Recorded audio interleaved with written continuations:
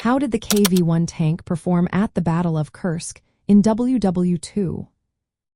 When we think about the Battle of Kursk, one of the largest tank battles in history, the performance of the KV-1 tank is an interesting topic.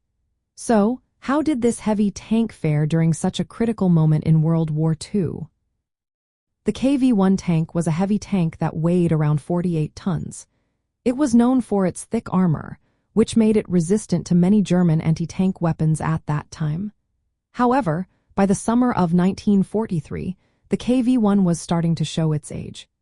It shared the same engine and 76.2mm main gun as the lighter T-34 tank.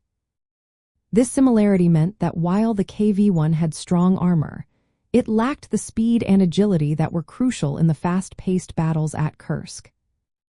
At Kursk, only about 205 KV-1 tanks were deployed. This made them the least common Soviet tank on the battlefield. Their heavy armor allowed them to withstand hits that would destroy lighter tanks. However, the KV-1's sluggishness and mechanical complexity made it less effective in the dynamic combat environment of Kursk. By this time, German anti-tank guns had improved significantly. They could penetrate the KV-1's armor more reliably, which reduced its effectiveness on the battlefield. The design of the KV-1 also had some flaws. The turret had limited visibility, and the gun sighting system was complex. These issues, combined with often poorly trained crews, meant that the KV-1 could not match the combat impact of the more effective T-34. Despite these challenges, the KV-1 still played a role in the battle. It absorbed enemy fire and provided support to infantry units.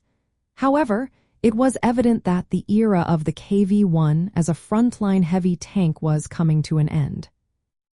Interestingly, the KV-1 chassis was also used for other vehicles, like the Su-152 assault gun. This vehicle provided heavy artillery support during the battle, showcasing the versatility of the KV-1 design. In the grand scheme of the Battle of Kursk, the KV-1's performance highlighted a transition in Soviet armored warfare. Newer tanks like the T-34 were becoming the backbone of the Red Army's armored forces, while the KV-1 was gradually being phased out from frontline service. Overall, while the KV-1 was heavily armored and tough, its slow speed and reduced maneuverability limited its effectiveness at Kursk. It faced stiff competition from newer German anti-tank weapons and Soviet tank designs, marking its final major combat appearance in World War II.